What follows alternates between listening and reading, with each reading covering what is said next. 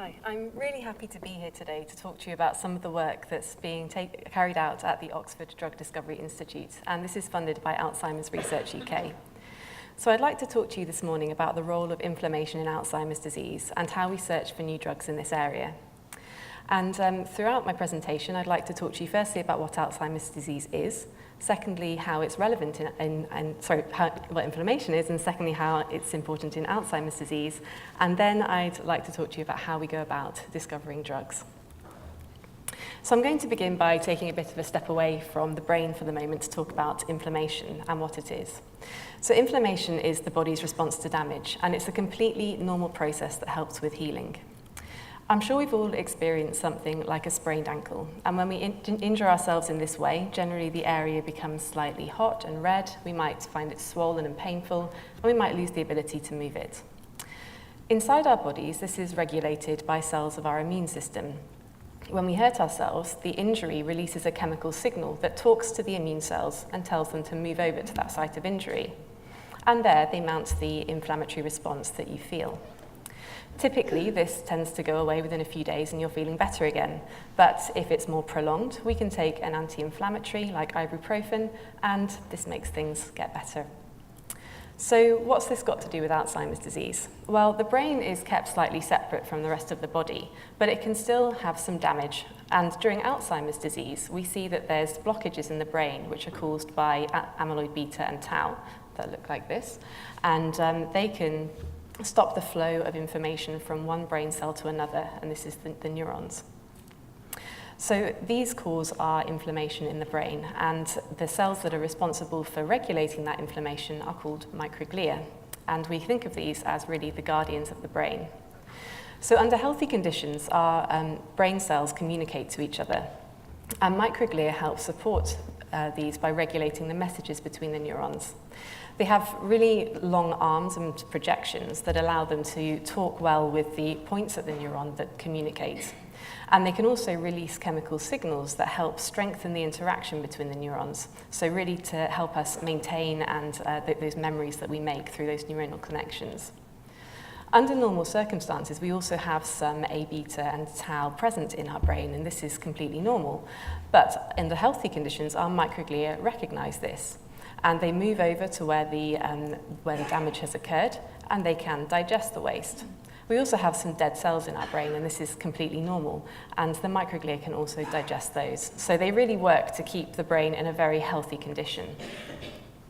During Alzheimer's disease, however, we find that the amyloid beta deposits seem to bind to the points on the neurons which stop the connections, and this makes the neurons die.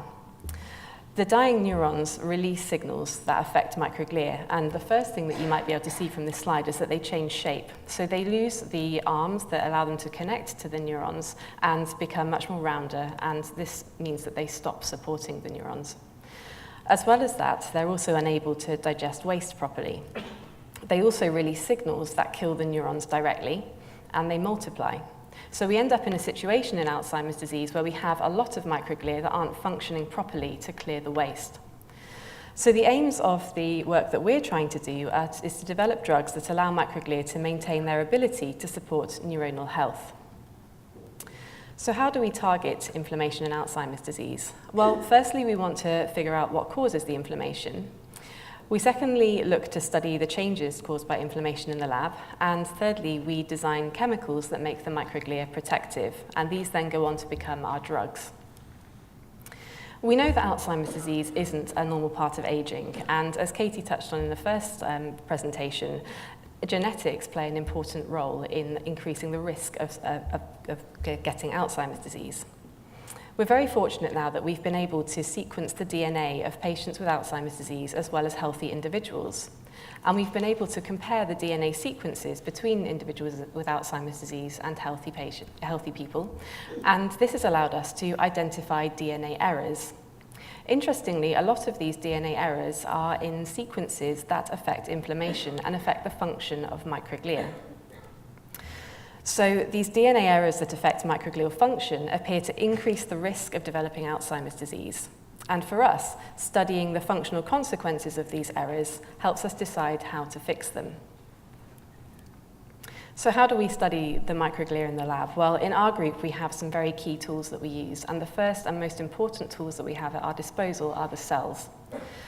So we use human-induced pluripotent stem cell microglia, and these are cells that are taken from the skin of people and reprogrammed to become microglia. And we're really lucky in that we can take cells from patients with Alzheimer's disease as well as healthy individuals. And this begins to allow us to understand the differences between patients with Alzheimer's disease and those who don't have the condition. The benefit of these cells is that they're of human origin, which means that they're fantastic for drug discovery. And we're also able to introduce other DNA errors into these cells ourselves in the lab, which enables us to study the function more. However, the key drawback of these is that they're very expensive and quite difficult to grow.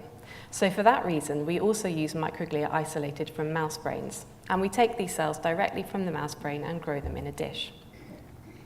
As I said, these cells are a lot easier to obtain and grow, and we're also now able to introduce DNA errors into the mice that mimic the effects of Alzheimer's disease. So we can actually isolate microglia from mouse that have similar DNA changes. The key drawback of these cells, however, is that they're not human. So any interesting findings that we find in the mouse, we need to then replicate in the human iPSC microglia. So once we have the cells, we also have some other tools that we can use to start to see how the waste affects the microglial function. And in the lab, we're able to generate the A beta waste, and we can also make neuronal debris, so mimicking the dying cells. And we can start to put these together to make experiments to understand the function of microglia. So one of the key things that we're interested in looking at is the way that microglia clear waste in the brain, and we call this phagocytosis. So we have our human-induced pluripotent stem cell microglia, and we grow them in a dish, and then we're able to add on some waste material that we label so that it's colored red so that we can see it. And what we see is that the microglia are able to digest this waste nicely, and we want to try and mimic the effects that are found in a healthy brain. In addition to the clearance of waste, we're also interested in looking at changes in shape of microglia, and we call this morphology. So as I mentioned, in healthy conditions, microglia have these projections, these arms that allow them to interact with the neurons.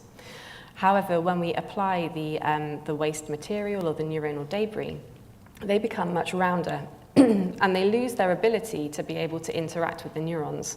So when we think about setting up an experiment, we want to try and find a way that we can change the microglia's shape from that rounded and unhealthy state back to that more branched shape that allows them to interact with the neurons well.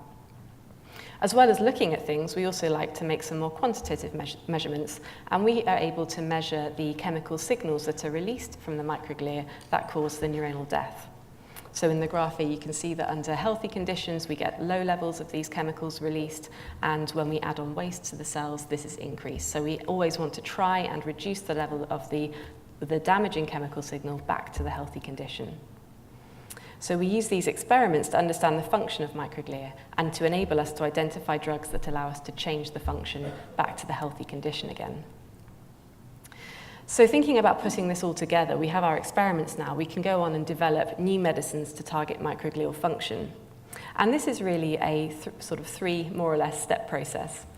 So the first thing that we want to do in the drug discovery pipeline is to select a cell type and a measurement and a response to measure. And so, for example, we might want to look at the changes in morphology of our cells. So we'd set this experiment up, and then we'd look at testing thousands of chemicals. And we call this a screen. So we would put our cells in a dish that contains 384 wells. So we're able to test 384 chemicals per plate. And typically, we would test in the region of maybe 100,000 chemicals at a time. So we'd have a number of these plates in one big experiment. We'd then put all these chemicals on and see if they had an effect in changing, here in the example, the shape of our microglia. And we might find that some look quite promising, but they're not really quite there yet. So we'd go through a few rounds of changing the structure of the chemical to make it more effective, and this is the work that the chemists of the team do. And in changing the structure, we might find one or two chemicals then that are fantastic, and they work really well at changing the shape of the microglia and look very promising in becoming a new drug. So the next step would be to test this in an animal. So we take a mouse that has a DNA error that's found in a patient with Alzheimer's disease, and we would treat it with the most promising chemical. We'd then take its brain and we'd look at whether the waste is reduced and the microglia are healthy. And if that looks promising, we would be well on our way to finding a new medicine for the treatment of Alzheimer's disease. So I hope then that I've shown you this morning how microglia are the immune cells of the brain and that they're responsible for regulating inflammation. And that DNA errors cause functional changes in microglia which stop them from digesting waste properly and stop them from supporting neurons. And finally, how we can use human and mouse microglia to investigate the function of these changes to find potential therapies. And that we do all this with the hope that we can develop drugs that allow microglia to maintain their ability to support neuronal health and digest waste properly. And I'd just like to finish up by showing you a few pictures. So we have the Drug Discovery Institute, the main team in the bigger picture, and in the smaller picture at the top, we have the new Neuroinflammation Team in our new group. And I'd just like to point out Tom, Julianne and Donna, who are the key people that are carrying out this work in the lab. And thank you very much.